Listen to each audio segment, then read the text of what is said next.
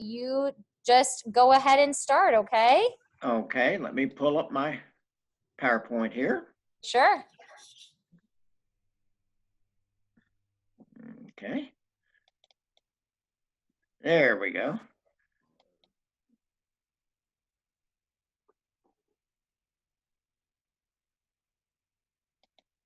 There we go.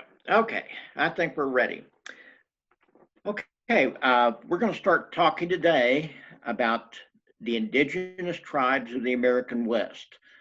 We're going to pretty much limit our discussion to those tribes that are west of the Mississippi River, with the exception of the displaced tribes that came from the east, like the Cherokee and all. And I hope you find this interesting. I've always been interested in the American Indian and what they gave to us. I always start my presentation, if you've been following along, with a painting, and this is something by Charles Marion Russell. It's called the Mounted Dogmen.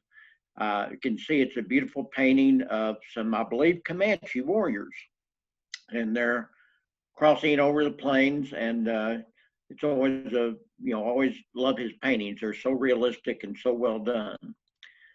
So the first thing we need to discuss today is just exactly how the American Indian got to North and South America. Now, this is all based on archaeological evidence. Obviously, they didn't leave any written record. So what we believe is this: around 30,000 BC, the first evidence of humans in North America had become evident to us. And how we think they got over here is that they crossed over a land bridge known as Beringia. And how this was created, it was created up between Alaska and Russia. There's a small strait of ocean there now called the Bering Strait. And we were in the midst of the last great glaciation age, the last ice age, about 30,000 BC, and the waters, the oceans, had receded several hundred feet because the ice had basically frozen up and had created this land bridge. And from what we believe is that these early Americans probably were following nomadic herds of buffalo, mammoths, etc., across the land bridge, and continued following them down south through ice-free corridors, and ended up in what we now know as present-day North and South America. This is a kind of a drawing of the land bridge. You can see up here, you can see Alaska, you can see Siberia, and the tan is now covered by water. And you can see this is the Bering Strait. But at this time, about 30,000 BC, we're pretty sure this was all land. And so they would have just followed the herds of mammoth and early buffalo across this land bridge. Now, by 1500 AD, the Indian population in America had reached about 4 million people, is our best estimate. Obviously, there was no census, but we're pretty sure that it was somewhere around 3.5 to 4 million people. They were all what we call Neolithic. That is, they lived very simple, almost Stone Age type lives. They were hunters, they were gatherers. They lived extremely primitive lifestyles as such. However, there were a few of these early native cultures that really did approach civilization. They had a very high culture. Some of them were located in Mexico, and we know them as the Olmec, the Maya, and the Aztecs. I'm sure some of you have heard of them. They left pyramids, and they've pretty good examples of their life. Further south in Peru, you have the Inca. Some of you may have visited or seen pictures of Machu Picchu in Peru, and this was a very high civilization. Both these were still in existence, at least the Aztecs and the Inca were, when the Spanish finally got here in the 1500s. Up in North America, they were the Anasazi in southwestern United States, in the desert area. I would imagine some of you have probably seen or visited Mesa Verde. Mesa Verde is where kind of the center where the Anasazi culture was located. And then east of this, in the Ohio, Mississippi River valleys, you had something called the mound builders. And what they would do, they would leave earthen mounds. Sometimes they would be in the form of like pyramids, like at Cahokia across the Mississippi River in St. Louis, or this one north of Cincinnati. This is called the Great Serpent Mound. And, you know, we didn't even know what this was until really we were able to get up into the air. Looking at it from the ground, it looked just kind of like hills.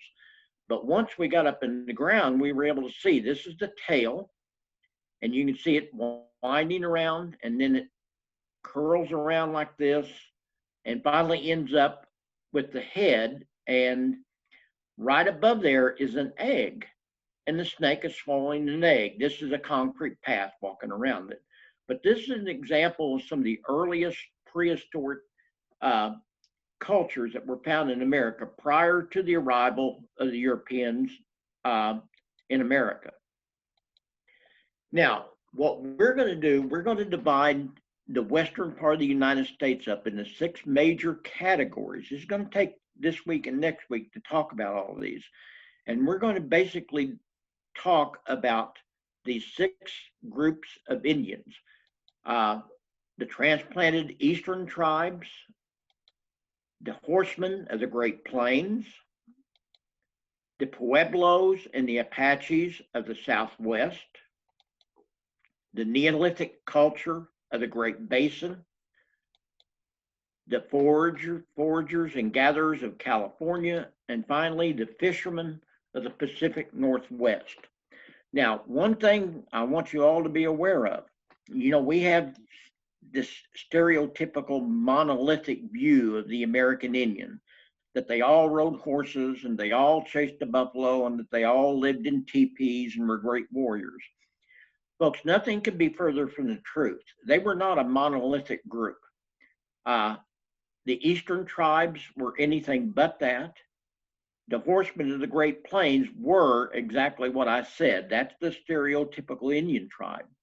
The Pueblos of the southwestern desert were farmers. The Apache were nomads. They were basically warriors. The Great Basin tribes were just hunters and gatherers. They never progressed very much past the prehistoric stage.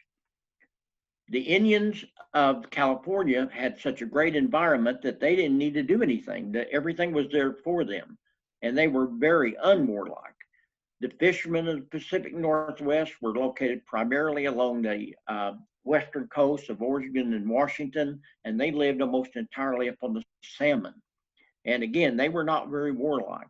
So one thing we need to do is make sure and get this idea of this monolithic group of Indians out of our head. That did not exist. They were very different, just like we're very different people in our country today. So the first group of people we're going to talk about are the transplanted eastern tribes. So let's look at them. First of all, the tribes that we're going to talk about primarily are the ones in the southeast. Each of them had very different characteristics, but they were also very common with many of the tribes in the west. They're sometimes referred to as the 5 civilized tribes. I don't particularly care for that name because that indicates that the other tribes were not civilized, and that's not a very good idea in my mind. These are the 5 tribes that we're talking about: the Cherokee, the Creek, the Chickasaw, the Choctaw, and the Seminole. These were 5 tribes in the southeastern part of the United States that were eventually moved en masse to the western part of the United States, and basically what we now know as Oklahoma. This is a map, and this will show you these southeastern tribes. Now, there's a lot more than the 5 tribes, but I'm going to point out the 5. Here's where the Cherokee basically were at, in North Carolina and the Smoky Mountains areas. The Creek were primarily in Georgia and South Carolina. The Seminole were down here in northern Florida. Remnants of them eventually escaped, and you can still find parts of them down in the the swamp areas of Central Florida. The Choctaw were up here in Mississippi and Alabama, and the Chickasaw were primarily in Tennessee and branching over a little bit into Arkansas and Kentucky. So these were the 5 tribes that were basically moved westward into Oklahoma. Now, how did this happen? Well, in 1830, President Andrew Jackson persuaded Congress to pass something called the Indian Removal Act, which basically said all tribes east of the Mississippi River were going to have to move west of the Mississippi River. We were moving westward, and we wanted their land. Some of them didn't want to give it up, and we said that didn't matter. We said the only way that you can stay here is if you assimilate and become like us. These tribes tried to do that, particularly the Cherokee. It still didn't matter. We finally wanted their land bad enough that we just finally, under duress, moved them eastward. The last to move westward, the last to move was the Cherokee in 1837. And they were moved west in the dead of winter in something called the Trail of Tears. There was about 15,000 of them. And they moved west through Tennessee, Missouri, right through Springfield, Missouri, which is where I'm coming from right now, down into Oklahoma. And unfortunately, many of them died. About a third of them did not make it past the Trail of Tears. Once in the Indian Territory, they ended up having kind of a civil war between 2 factions of themselves, because one group of them had signed a treaty which had given away their land in the Smoky Mountains, and the other group did not. So they ended up not getting along very well, and there was quite a little war between the 2 factions for some time in Oklahoma. This is a painting of the Trail of Tears, and you can see this is how they crossed over the land and were forcefully moved into Oklahoma. Now, we're going to spend the rest of the afternoon talking about the Horsemen of the Great Plains. Again, they are the stereotypical tribes that we talk about when we think about Indians.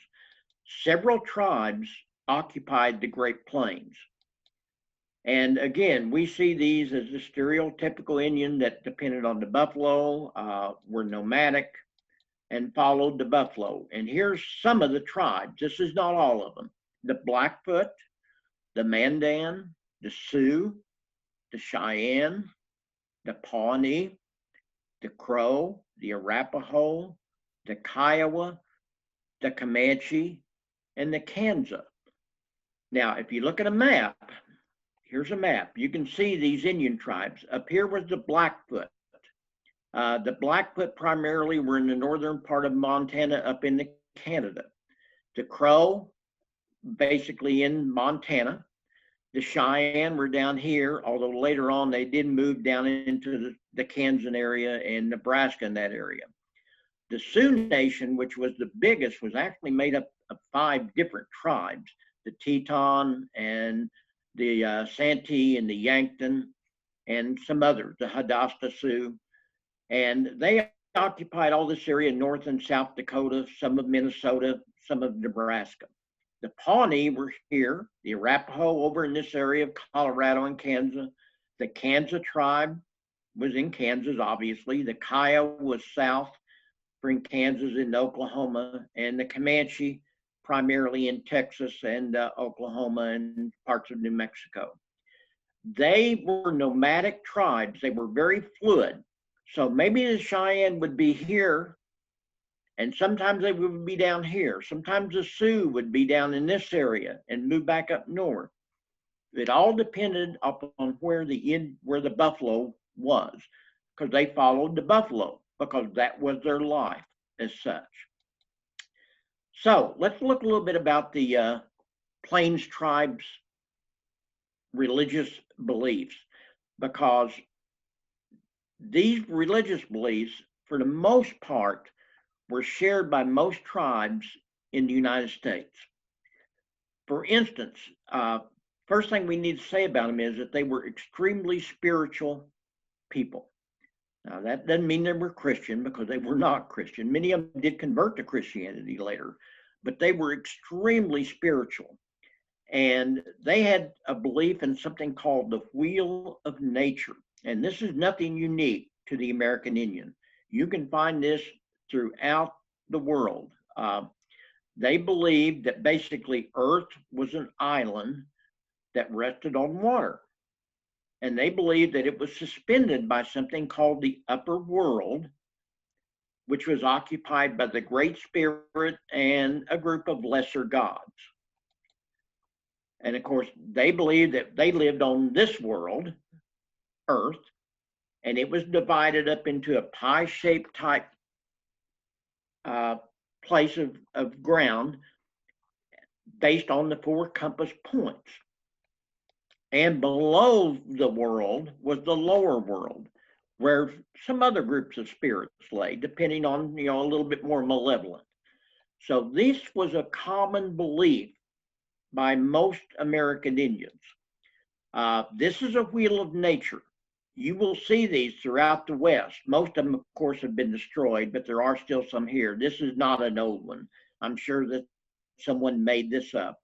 And this is kind of an example of a wheel of nature that they would have made. And these would have been on the compass points: north, south, east, and west. Now, what did they practice? What kind of religious practices did they have? Well, first of all, as I said, they all believed in a great spirit, a creator. This would have been basically, in a sense, God, like we know a God. Their goal was to live in harmony with the Great Spirit, as well as the lesser gods. And these would be personified sometimes by animals, such as the bear, the buffalo, the eagle, or the snake. Sometimes they would be personified by natural phenomena like the sun, or lightning, or wind. And what they said was that they needed to live in harmony. They wanted to be able to be, in sync as such with the Great Spirit and these lesser gods. However, each tribe developed very elaborate ceremonies and rituals to honor these gods, and they varied from tribe to tribe. For instance, how the Sioux worshiped was not how the Zuni in the southwestern part of the United States worshiped, or how the California tribes worshiped, or how the Pacific Northwestern tribes like the Tlingit. So we're going to look at right now some of these religious practices of the Plains tribes. Now, most of them included some sort of fasting and praying. So here would have been a picture taken, and this was taken in the late 1800s, early 1900s. I have a lot of pictures by a man by the name of Edward Curtis. He traveled around all over the western part of the United States photographing Indian tribes. And some people don't really care for his photographs anymore because they say they were staged. Well, it doesn't matter to me, because had he not taken these photographs, we probably wouldn't have any idea of what these Indians look like doing their thing as such 120, 130 years ago. This would have been an Indian, obviously fasting and praying. Probably, I think this is Sioux. You notice he's holding his pipe, and he's probably looking up at the sun, and he's praying to the sun. He's probably been fasting for some time. These religious ceremonies in the Great Plains basically centered around 4 things. First of all, purification. Men believed before you could approach the sun or any other god, the great creator, you had to be pure in body. And so what they would do, they would build a sweat lodge, and they would heat it up, and they would, in a sense, get rid of all the poisons in their body. At that point, they would go into a fast. Sometimes they would use natural substances to kind of help with this. For instance, peyote was something they used quite a bit. And they would go into what they call a vision quest, where they would seek a vision. They would try to get a vision in their head So it would direct them as what they should do as such. They also had a practice of using smoking tobacco, the ceremonial pipe. Now, we've got it in our head that the pipe was just something that you sat around with the Indian and you smoked a peace pipe. We've all heard this in our life. Well, that's not quite how it was, folks. They believed that tobacco was a very spiritual thing, and they believed that that the tobacco smoke would calm the gods, and so they would smoke it, and they would basically wave around their hands and try to basically make the gods mellow. It was kind of used as a precedent to oath taking, and it was a very sacred thing to an Indian. And if you smoked a pipe with an Indian and took an oath, if you said, I will do this, that meant that you would do it. And in the beginning, when, the white man would work with the Indian and they would do this, the Indian took it for belief that they would follow through with what they said they were going to do. It didn't take long to find out that smoking the peace pipe did not mean the same thing to white men as it did to the Indian. Finally, the big practice was called something called a sun dance, and it was an extremely violent thing. It was a multi-day sacrificial ceremony, climaxing in warriors basically being hoisted up on a pole by skewers attached into their chest. They would pierce their chest muscle and insert bones in it.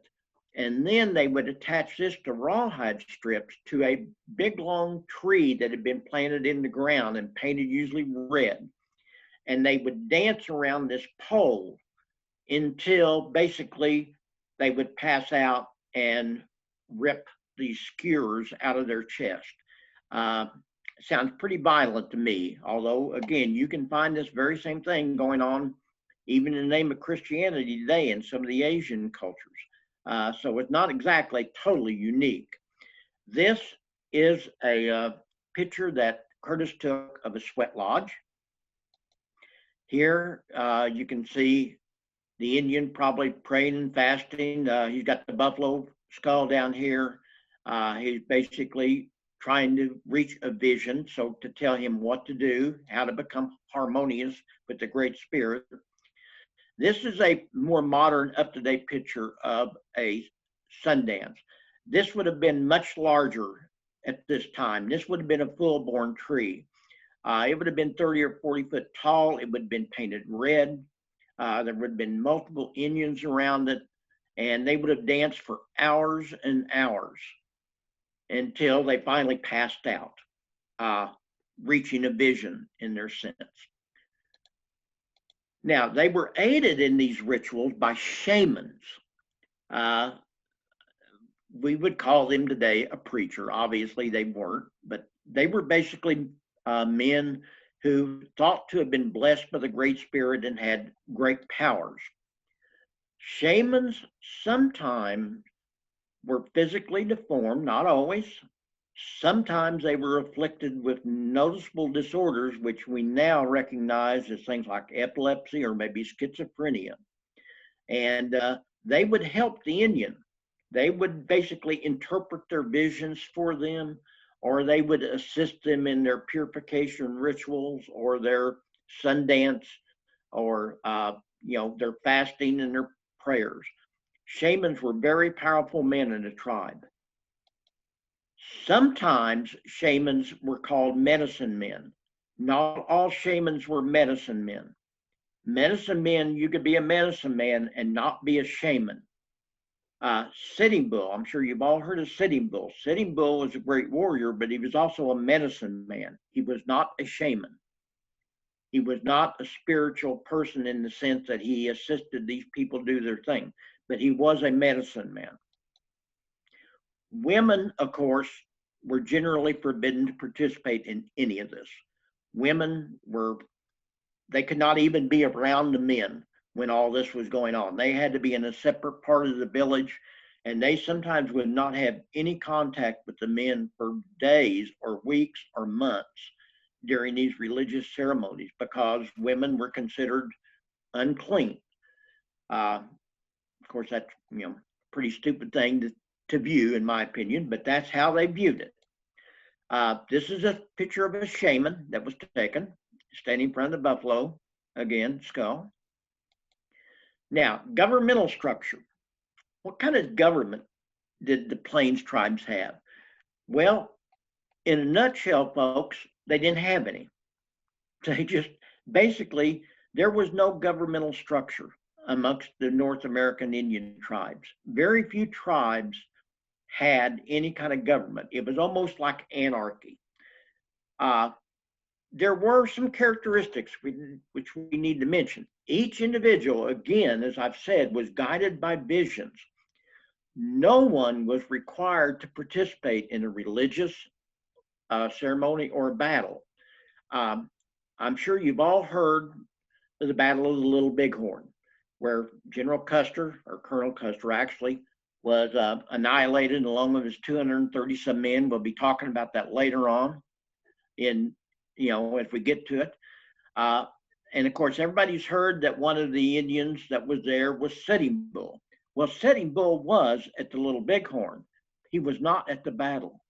Sitting Bull had a vision, and he basically had a vision that he should not participate in this battle. And so he set it out in his tent. He had just carved 100 pieces of flesh off of his body as a sacrifice. And he said that he had a vision where he was basically told he was not to participate in any battle. No one thought any less of him. This was, if you had a vision and you said, I don't think I'm supposed to do this today, people said, well, okay, more power to you. I'm sure that there were some Indians that didn't necessarily go along with that, but most of them did. Now, that doesn't mean they didn't have a great chief. Most Indian tribes did have an elderly man that was considered to be their great chief. But he got that position because of his age and his achievement.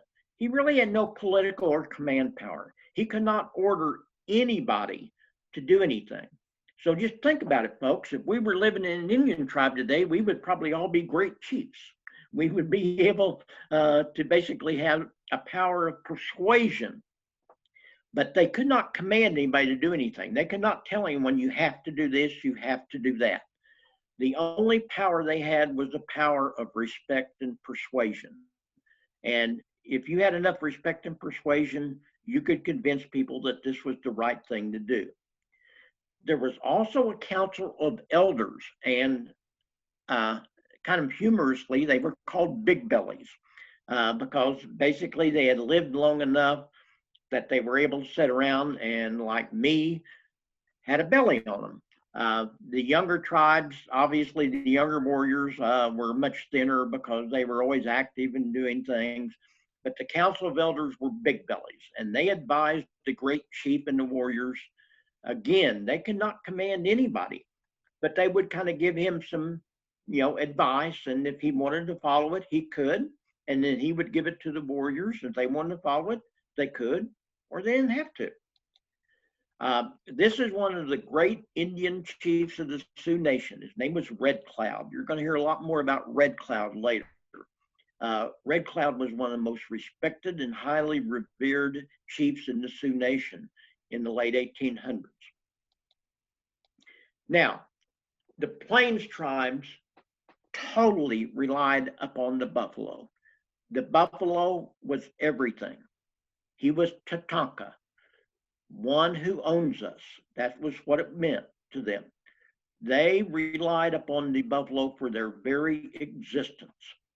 For example, look at this. They were called the cornucopia on the hoof. Y'all know what a cornucopia is. We've all seen it at Thanksgiving, where you have this horn of plenty sitting on the table, and there's all sorts of food and stuff flowing out of it. Well, to them, their cornucopia was a buffalo. And they used everything from the buffalo. Nothing went to waste. First of all, that would have not been harmonious with the Great Spirit. But second of all, they had a use for everything. They used the hides to make clothing, moccasins, their tipis. They used rawhide strips made from the hides for ropes and thread. They used the hair from the buffalo to make their bedding. They also made game balls. The Sioux and the other Plains tribes were very athletic and played a lot of games. They were very rough games too. They used the horns of the buffalo to make spoons and drinking utensils. The bones were used. They made them into tools, knives, runners for their sleds that they pulled behind their horses to haul their stuff on. They used a tail. The tail was operated as a fly whisk. You can imagine there were a lot of flies around with all the horses and the dust and all. There was always flies around, and they all had a fly whisk made out of their tail. Of course, the meat was very essential. This was their main source of food, was the buffalo meat. They would dry it into something called pemmican. We call it beef jerky today. We use the same thing, only it's called beef jerky. We use it from the cow. They basically dried the buffalo meat and used it as beef jerky and would sit around and eat it, and it would last them for a long time. They even used the buffalo dung. Dung was an extremely good source of heat for cooking and for heating in the winter. When they could not find firewood, which was quite often on the plains, they would take buffalo dung and pile it up and heat it, and it would burn very hot, and it would not be, once it dried, it was not noxious, it didn't smell, and they used everything. Nothing went to waste on the buffalo.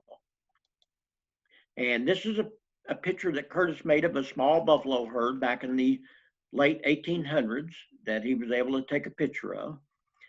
At one time, folks, there were anywhere from 20 to 30 million buffalo roaming around the Great Plains. They were just, people thought they would never go away. Well, that was before the United States military figured out that the only way they were ever going to defeat the Plains tribes, because they were great warriors, was to kill off the buffalo. So they hired buffalo hunters like Buffalo Bill Cody to go out west and literally killed the buffalo herds off. There were 20 or 30 million buffalo estimated in 1800. By 1880, there was a herd of about 1,500 left. We had killed all the buffalo off, and we did it not because we wanted the hides or anything else, although we did take some of them. Primarily, we did it because the Army was trying to destroy the buffalo so the Plains tribes would be subservient and come into the reservations. And it worked. That's exactly how we were able to defeat the Plains tribes, was by doing this. It sounds kind of sad in retrospect, but that's what we felt we had to do. Luckily, through the good sense of some individuals, they were able to preserve some of these herds, and now the buffalo is thriving again. In fact, in case there's so many of them in certain parts of the West that they have to thin the herd on occasion. Custer State Park in South Dakota has a huge herd. There's several private herds throughout the West. So the buffalo is no longer in danger of being extinct. Women, as was true amongst most primitive peoples, were considered subservient to men. That doesn't mean they weren't treated with respect, because they were treated with respect. After all, they were in the embodiment of the Earth Mother, but their roles were very defined and very restricted. They were not on the same level as a man. They were considered basically a lower level person. Women did everything. Women made the camp. They prepared the food. They took care of the children. They ministered to the needs of the men. They did everything. The men sat around and participated in religious ceremonies. They sat around and talked and prepared for war, or they hunted. Women did everything else. It was an extremely masculine society. Now, that doesn't mean, again, that they were all treated badly, because they were not necessarily treated badly. However, if a man decided that he didn't want to be with a woman anymore, he could basically just send her away. Now, ironically, women usually own the property. The tents, the utensils, the cooking utensils, things like that, were considered the possession of the woman. So if she left, she took this stuff with him. And so it was kind of important that a man would turn around and find another woman pretty fast. So a man would think twice before he would do this, because after all, you don't want me sitting around not having any shelter or food being prepared for you. So it wasn't quite as cut and dried as what maybe I've made it sound. Men were a little bit more smarter than that, and they realized that they needed to be a little bit nicer to the women, or else she could leave him just as much as he could leave her, and she would take all the possessions with her. Here's a picture of Curtis took of a woman preparing to build the teepee. She would put the tent poles up, and they sewed hides together, and they would pull all this behind a horse or sometimes a dog in something called a travois, and they could unpack and put this thing up in a matter of minutes. They were extremely skilled, and they could dismantle or put a camp up in a matter of just a few hours. So it didn't take them long to get it done. Now, the Plains tribes were extremely warlike. Unfortunately, their concept of war was designed for individual achievement, not group conquest. They didn't really have the concept in their mind of defeating their enemy for the sake of defeating their enemy. They had it in their mind that they wanted to defeat individuals so they would be of higher character themselves.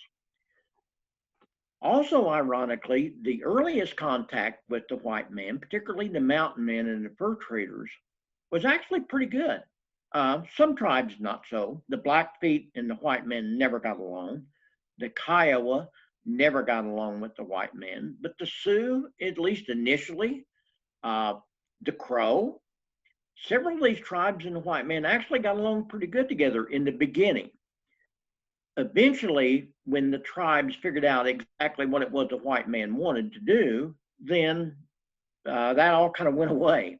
And for about a 25-year period, which we're going to talk about later, we went through something called the Indian Wars, and it was an extremely violent thing as such. The Indian did not have the concept of private ownership of land. To them, the land belonged to the Great Spirit, and they could use it, but it was not theirs. They didn't understand the concept of man owning land. And it was really quite late before they figured out that what the white man was trying to do was own their land. And it didn't sit well with them. And they just could not get this in their head for a long time. They just could not understand the concept of private ownership of land. And that was to really hurt them on down, because they believed that all land was owned by all people for the collective good. I know that sounds like communism, but it really wasn't. It's just the concept that they didn't think that you could own the earth. The earth belonged to the Great Spirit. Here's an example of the Sioux warriors. This is a picture he took, and you can see this is, again, the stereotypical view of an Indian that we have in our mind. Now, more important to the Indian than conquesting their tribesmen, their fellow tribesmen, was counting coup. When you counted coup, you did certain things like you scalped them, or you stole their guns, or you stole their horses, or you stole their women. You could touch them in battle. These things were very important to the Indian, because they would go back and adorn their horses or their teepees with symbols which would indicate how many coup they had counted. And the more coup you got, the more respected you were as a warrior and a tribesman. And the greater achievement, and the more likely you are to eventually become a great chief. So this wasn't, they didn't really have the idea of beating back the enemy to take their land or anything else. Their idea was personal achievement. What can I do to create some kind of great achievement on my part? And again, you could tell the number of coups that a warrior had by the paint on his shield or his horse or his tent. So the goal was personal achievement, not overall victory by the tribe. Later, some of the tribes kind of got away from this and became very in tune with trying to defeat the white man as a, they understood what was going on. But in the beginning, that was not a concept they had in their head. So this lack of a strategic view was one of the main factors in the demise of the Sioux tribe and the Plains tribes in general as such. This is a couple of scalp shirts that Curtis was able to take photographs of. This would have been probably scalps from other tribes. They fought each other quite a bit. For instance, the Sioux and the Pawnee were dreaded enemies. They hated each other. The Crow and the Sioux did not like each other. If you know anything about the history of the Battle of the Little Bighorn, you know that there were Crow scouts accompanying Custer. And then they actually warned him not to take part in battle. They said, you can't beat this large number of Indians. And they left. They survived because they knew that they knew what was going to happen. But there were Crow scouts that had found Sitting Bull and his tribe for Custer. So they didn't like each other particularly. So this is pretty much it on the Plains tribes. Next week, we're going to talk about the Southwestern Indian tribes. We're going to talk about very briefly about the Great Basin tribes like the Utes and the Paiutes. We'll spend some time on the California tribes, and then we'll finish up with the Pacific Northwest. I always like to end my presentation with a recommendation of a movie or a book to read or watch. Of course, without a doubt, I think one of the best movies ever made about the Plains tribe is a relatively new movie in 1990, Dances with Wolves. It's just a terrific movie if you haven't seen it. It's a long movie. It takes a long time to watch it, but it's a good movie. There's a couple of really good books out there about the Plains tribes. One of them is by Mary Sandoz. She wrote a book called Crazy Horse, The Strange Man of the Ogallala Sioux. And he was a pretty strange man. There was another book that I really like. It's called Black Elk Speaks. And Black Elk was a shaman that lived from 1863 to 1950. And he was kind of the Forrest Gump of the Sioux Nation. He seemed to be everywhere something big happened. He was at the Battle of the Little Bighorn. He was at the Battle of Wounded Knee. He was with Buffalo Bill Cody on his Wild West show. It just seemed to be everywhere. And he basically, his life story is very interesting. So that's it for the day. I hope that you are getting some good information here. I hope that you're learning something. I hope you'll stay with me. And we will see you next week at the same time, and we'll be finishing up our discussion about the Native American Indians. Thank you. And I don't know where Kaylin is.